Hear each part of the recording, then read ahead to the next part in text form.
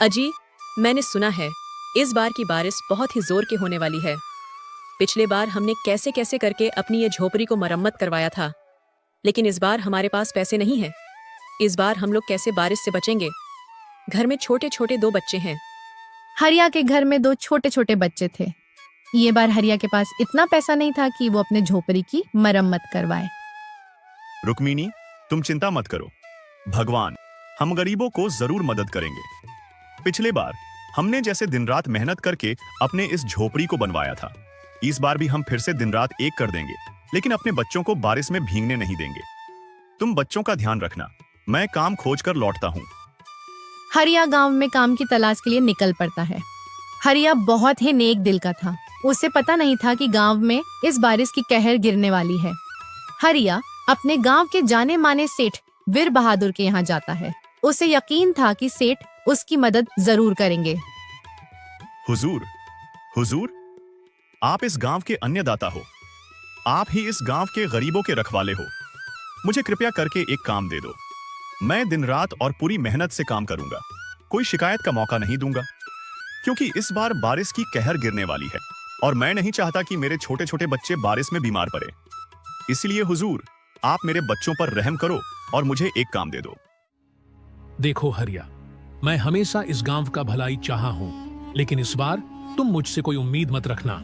और रही बात काम की, तो मैं तुम्हें काम दे देता, लेकिन मेरी फैक्ट्री बारिश की वजह से बंद हो गई है और सारे मजदूर अपने अपने घर चले गए हैं। अब बोलो कि मैं तुम्हें काम कहां दूं? मेरे घर में भी कोई काम नहीं है, पहले से ही 4 नौकर रखे हैं, इसलिए तुम मुझे माफ करो। हरिया बेचारा निराशा मन से वहां से चला जाता है।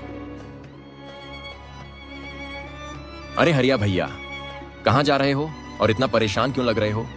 देखो भैया, अगर आप परेशान हो तो हमें बताओ, हो सके हम आपकी मदद कर सके। अरे क्या बताए राजू भाई, इस बार की बारिश तो मुझे परेशान करके रख दिया। पता नहीं कितनी जोर की बारिश आने वाली है, बस इसी से परेशान है। हमारे पास पैसे भी नहीं है कि अपने घर की मरम्मत करवाए, काम भी कहीं नहीं मिल रहा है, अब पैसा कहां से आएगा? देखते ही देखते मौसम बिगड़ने लगती है और चारों तरफ काला बादल छा जाता है। बारिश का पूरा संभावना था। अरे भागो भाई भागो, बहुत जोर की बारिश होने वाली है। बारिश के साथ साथ बिजली भी गिरने वाली है, भागो भागो। सारे लोग इधर उधर भागने लगते हैं। हरिया भी अपने घर की तरफ भागने लगता है। जब हरिया घर पहुंच जाता है तभी बारिश शुरू हो जाती है। अजी, आप आ गए, भगवान का लाख लाख शुक्र है कि वर्षा होने से पहले वापस आ गए, नहीं तो बारिश में भीग जाते तो आपको सर्दी हो जाती। अच्छा हुआ कि आप बच गए। बारिश शुरू हुई, 1 घंटा भी नहीं हुआ था और हरिया के घर के छत से पानी टपकने लगे थे। घर बिल्कुल टूटा हुआ था।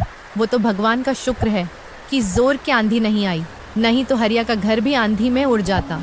धीरे धीरे घर के चारों तरफ से पानी टपकने लगा था। हरिया के दोनों बच्चे ठंड से किकुर रहे थे। यही होता है गरीबी। जब जब कोई नया सीजन आता है, सबसे पहले उसका स्वाद एक गरीब हिचकता है। अगर आपके साथ भी ऐसा होता है तो कमेंट जरूर करें। हे भगवान, जरा भी तो हम गरीबों पर रहम करो। जेब में पैसे भी नहीं है कि घर के मरम्मत करवाए। घर में छोटे छोटे बच्चे ठंड से किकुर रहे हैं। घर में चारों तरफ वर्षा की पानी फैल रही थी। हरिया और उसकी पत्नी दोनों इस वर्षा से परेशान थे। माँ, मुझे ठंड लग रही है। ये वर्षा कब छूटेगी माँ? मुझे लग रहा है कि इस वर्षा में ही बीमार हो जाऊंगा। बहुत ठंड लग रही है। कोई चादर है तो ओढ़ा दो ना माँ, मुझसे ये ठंड बर्दाश्त नहीं हो रही है। हाँ माँ, गोलू सही बोल रहा है, ठंड बहुत ज्यादा लग रही है। और देखो ना माँ, वर्षा का पानी हमारे घरों में कैसे फैल रही है। तुम लोग चिंता मत करो बच्चों, इस बार वर्षा को बस झेल लो। मैं काम की अभी तलाश कर रहा हूँ, मुझे जैसे ही काम मिल जाएगा सबसे पहले अपने घर की मरम्मत करवाऊंगा। बस इस बार अपने लाचार पिता को माफ कर दो। हे भगवान, मैं कितना बदनसीब हूँ कि अपने परिवार का भी अच्छे से देखभाल नहीं कर पा रहा हूँ।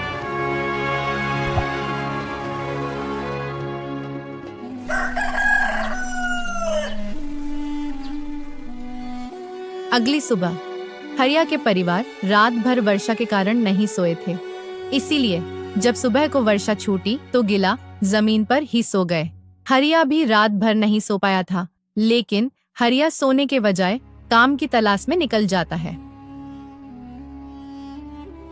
आज कैसे भी करके मुझे कोई ना कोई काम ढूंढना ही होगा, वरना अगली बार वर्षा आएगी तो मैं अपने बच्चों को ऐसे ठंड से ठिठुरते नहीं देख सकता।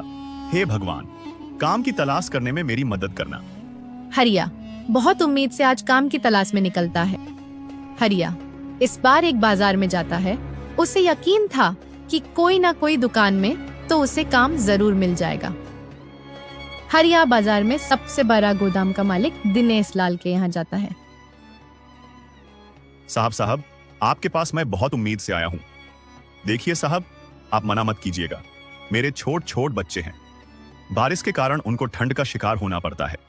कल बारिश हुआ, उसमें मेरे टूटे घर से टप टप पानी टपक रहा था, जिसके कारण मेरे परिवार रात भर सोए नहीं है। कृपया करके दया कीजिए और मुझे एक काम दे दीजिए। ठीक है, तुम्हारा हालात देखकर मैं तुम्हें काम पर रख लेता हूँ, नहीं तो मेरे गोदाम में नौकरों की कमी नहीं है। और हाँ, मैं तुम्हें हफ्ते में पैसा दूंगा, क्योंकि माल सेल होता है, तभी नौकरों को पैसा देता हूँ और तुम्हें भी वैसे ही दूंगा। तो तुम्हें कोई ऐतराज तो नहीं है? ये बात सुनकर हरिया को एक झटका लगता है। वो तो सोचा था कि डेली काम करूंगा और डेली पैसा लूंगा, लेकिन यहाँ तो बिल्कुल उल्टा हो गया। हरिया को ऐसे भी कोई काम नहीं मिल रहा था। मजबूरी में हरिया को हाँ कहना पड़ा। ठीक है साहब, मुझे मंजूर है। अच्छा ठीक है, जाओ मजदूरों के साथ और गाड़ी पर से माल उतार कर गोदाम में रख दो। और हाँ, मैं घर जा रहा हूँ तो तुम पूरी ईमानदारी से काम करना और एक भी शिकायत मौका मत देना, नहीं तो काम से निकालने में मुझे थोड़ा सा भी समय नहीं लगेगा। नहीं साहब, आप ऐसा मत करना, मैं आपको एक भी शिकायत का मौका नहीं दूंगा। हरिया गाड़ी पर से मजदूरों के साथ मिलकर माल उतारने लगता है और गोदाम में रखने लगता है। शाम तक सारे मजदूर माल को अच्छे से गोदाम में रख देते हैं और अपने अपने घर जाने लगते हैं। हरिया भी अपने घर आ जाता है और घर आते ही उसके बीवी बच्चों उससे पूछने लगते हैं, पापा, आप सुबह से कहाँ चले गए थे? आपको पता है कि मैं, राधा और माँ कितना परेशान हो गए थे। हाँ जी, आप बिना बताए कहाँ चले गए थे? मैंने आपको कहाँ कहाँ नहीं ढूंढा, लेकिन आप कहीं नहीं मिले। मैं बहुत परेशान हो गई थी। एक तो ये बारिश हमें परेशान किए हुए, और आज आप भी मुझे टेंशन दिए हुए थे। अरे रुक्मिनी, तुम गुस्सा क्यों होती हो? जाओ खाना ले आओ। मुझे बहुत जोर की भूख लगी है। खाना खाते समय तुम्हें एक खुशखबरी बताऊंगा। रुक्मिनी फटाफट से खाना लगा देती है और हरिया से कहती है, क्या खुशखबरी है जी? आप बहुत खुश भी लग रहे हैं। अब आप मुझे बताइए ना, मुझे अब सब्र नहीं हो रही है। रुक्मिनी, मुझे काम मिल गया और साहब ने हमें कहा है कि बस खाली ईमानदारी से काम करना। मैं तुम्हें कभी भी काम से नहीं निकालूंगा। और रुक्मिनी, वहां पर ढेर सारे नौकर काम करते हैं और मुझे वहां पर मन भी लग रहा था। अब देखना रुक्मिनी, मैं अपने घर को बिल्कुल अच्छे से मरम्मत करवाएंगे ताकि बारिश में हमें भीगना ना पड़े। ये तो बहुत ही खुशी की बात है जी। अब हमारा घर भी मरम्मत हो जाएगा और बच्चों को ठंड से किकुरना ना पड़ेगा। अब बस आप पूरी मेहनत से काम कीजिएगा ताकि मालिक खुश रहे। अगर वो खुश रहेंगे तो हम भी खुश रहेंगे। हाँ रुक्मिनी, तुम ठीक बोल रही हो। मैं पूरी जी जान लगा दूंगा, बाकी शिकायत का मौका नहीं दूंगा। हरिया खाना खाकर सो जाता है। अगली सुबह आज हरिया पूरी जोश और लगन में था। उससे मेहनत करके खाने में बड़ा मजा अब आता था। हरिया अपने काम पर निकल जाता है। अरे हरिया भैया, आप आ गए। आइए, आपने ठीक किया कि साहब के आने के पहले आ गए, वरना साहब बहुत गुस्सा करते हैं। अरे नहीं, साहब तो बहुत अच्छे हैं, वो भला गुस्सा क्यों करेंगे? इतने में गोदाम का मालिक दिनेश लाल आ जाता है। अरे, तुम लोग बातें बना रहे हो, काम कब करोगे? चलो जल्दी से काम करो, वरना इस बार के पगार में से तुम लोगों का पैसा काट लूंगा। जल्दी जाओ। सेठ की गड़गड़ाहट वाली आवाज सुनकर सारे नौकर अपने अपने काम करने लगते हैं। हरिया मालिक का बहुत इज्जत करता था। मालिक उसे जो कहते उसे एक झटके में कर देता था। हरिया वही करता जो दिनेश लाल को अच्छा लगता था।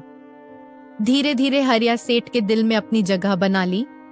अब सेठ भी उसे खूब मान आदर करने लगे। अरे हरिया, तुम बहुत अच्छे हो। वर्षों से मैं ये गोदाम चला रहा हूँ, लेकिन आज तक तुम्हारे जैसे मेहनती और दयालु नौकर नहीं देखा। मैं तुम्हें जो कहता हूँ तुम कर देते हो, और कुछ गुस्सा में कह दूं तो तुम उसका बुरा भी नहीं मानते हो। ऐसे ही काम करते रहो और खुश रहो। तुम्हें जो चीज की जरूरत हो मुझसे बोलना, मैं तुम्हारे लिए हमेशा खड़ा रहूंगा। हरिया अपने सेठ के मुंह से तारीफ सुनकर बहुत खुश होता है, लेकिन इसे पता नहीं था कि लोग एक कदम आगे बढ़ाने की कोशिश करते हैं तो उसके अगल बगल के लोग उसका टांग खींचने पर तुल जाते हैं। हरिया के साथ भी कुछ ऐसे ही होने वाला था। गोदाम के सारे नौकर की नजरों में हरिया गिर चुका था।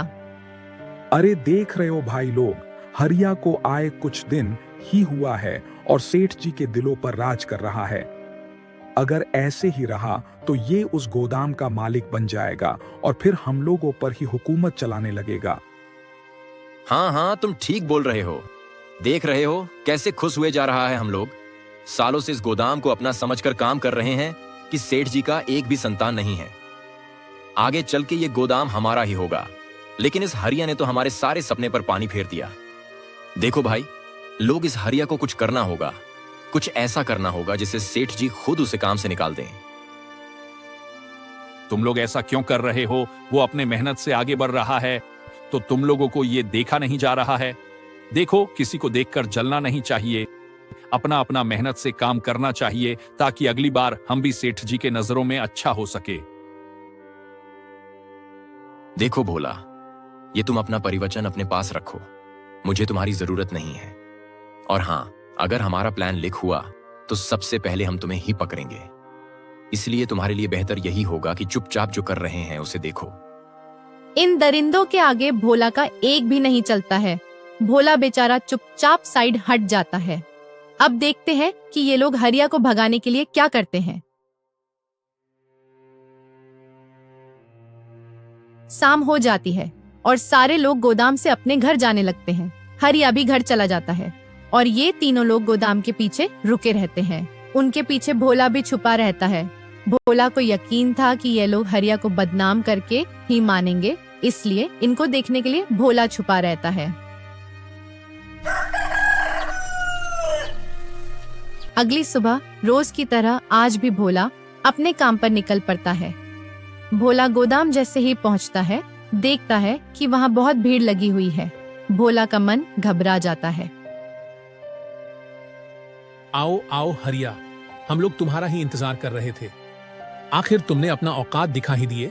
आखिर तुमने ये साबित कर दिए कि किसी पर उतना विश्वास नहीं करो कि वो अपना औकात ही भूल जाए। मैंने बहुत बड़ी गलती कर दी कि तुम्हें गोदाम का दूसरा चाबी दे दिया। आज के बाद इस गोदाम में अपना दर्शन मत देना। चलो जाओ यहाँ से, वरना मैं तुम्हें चोरी के इल्जाम में जेल करवा दूंगा। लेकिन क्या हुआ सेठ जी? मुझ पर क्या चीज का गुस्सा उतार रहे हो? मेरी क्या गलती है? आखिर ये तो बताओ। सेठ जी से क्या पूछ रहे हो हरिया? मुझसे पूछो। सेठ जी तुम पर कितना विश्वास करते थे और तुमने उनका विश्वास को तोड़ दिया। अगर तुम्हें पैसों की इतनी ही जरूरत थी तो उनसे मांग लिए होते, वो तुम्हें भीख में दे देते। उनके गोदाम से चावल की बोरी चुराने की क्या जरूरत थी? क्या मैंने गोदाम से चावल चुराया है? ये आप लोग कैसी बातें कर रहे हो? इतना नीच काम मैं सपनों में भी नहीं सोच सकता। सेठ जी, आपको कोई गलत फहमी हुई है। मैंने कोई चोरी नहीं की। मुझे फंसाया जा रहा है। देखो देखो, गोदाम के भाई लोग इसे कोई फंसा रहा है। ये क्यों नहीं कह रहे हो कि तुम्हें इस गोदाम का मालिक बनाना है, क्योंकि तुम्हें पैसों की जरूरत है। और मालिक आपको पता नहीं है, ये आपकी जान भी ले सकता है ताकि आपके गोदाम का मालिक बन सके। इसे धक्के मार के यहां से भगा दी मालिक, नहीं तो आपको तो ये मरेगा। इस साथ ही हमारा रोजी रोटी भी छीन लेगा। फिर सारे लोग हरिया को वहां से भगा देते हैं। भोला को ये सब बहुत बुरा लग रहा था, लेकिन वो कुछ कर भी नहीं सकता था। बेचारा हरिया निराशा मन से घर लौट रहा था। अब हरिया को जो पैसा मिलने वाला था वो भी नहीं मिला। अब वो अपने बच्चों से जो वादा किया था घर की मरम्मत करवाने की, वो कैसे करवाएगा? इतना हरिया सोच ही रहा था कि इतने में मौसम बदलने लगी। और तेज हवाएं और बादल छाने लगी। एक तो हरिया को काम से भी निकाल दिया और ये बारिश भी उससे खिलवाड़ कर रही है। देखते ही देखते बहुत तेज की बारिश होने लगती है। हे भगवान, मुझे जल्दी से घर जाना होगा, नहीं तो मेरे बच्चे और पत्नी इस बारिश में भीग जाएंगे। क्या भगवान आप भी मेरे साथ ऐसा कर रहे हैं? हरिया जैसे ही घर पहुंचता है, देखता है कि जहां पर उसका घर था वो बिल्कुल खाली हो चुका है और उसकी पत्नी और बच्चे एक पैर के नीचे छुपे हैं। हरिया द्वार कर अपने बीवी बच्चों के पास जाता है। आंधी तेज होने के कारण हरिया की झोपड़ी उड़ जाती है। बारिश में रात भर चारों लोग वहीं पैर के नीचे खड़े रहते हैं। अब उनके सर पर एक छत भी था जो आंधी में उड़ चुका था। अजी देखिए ना, ये क्या हो गया हमारे पास? अब घर भी नहीं है, अब हम लोग कहाँ रहेंगे? हे भगवान, आप हमारे साथ ही ऐसा क्यों कर रहे हैं? अब मैं अपने बच्चों को बारिश से कैसे बचाए? इस दरिंदे गांव में हमारी कोई मदद भी नहीं कर रहा है। रुक्मिणी बहुत परेशान है। अगर मैं इसे अपने काम के बारे बताऊंगा तो ये और दुखी हो जाएगी। नहीं नहीं, इसे मैं कुछ नहीं बताऊंगा, समय आने पर खुद पता चल जाएगा।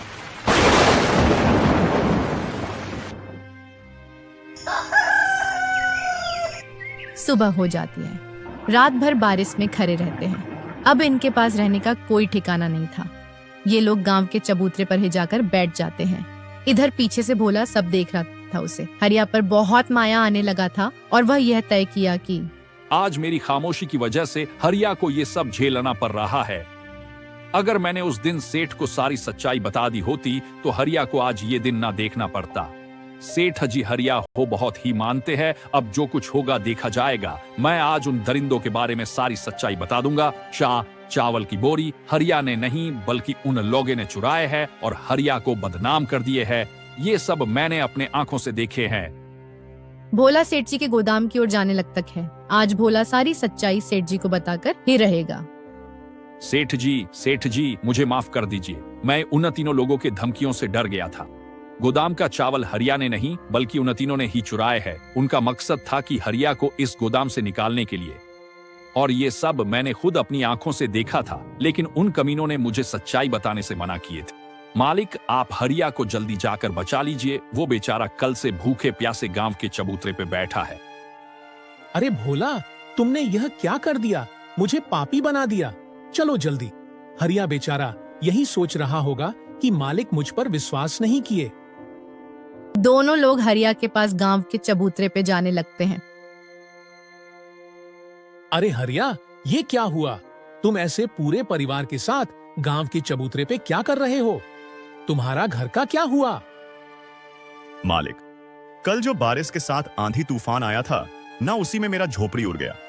इसीलिए अब हम लोग सरकपे आ गए हैं। अब हम लोगों के पास रोड पे रहने के सिवा कोई चारा नहीं है सेठ जी।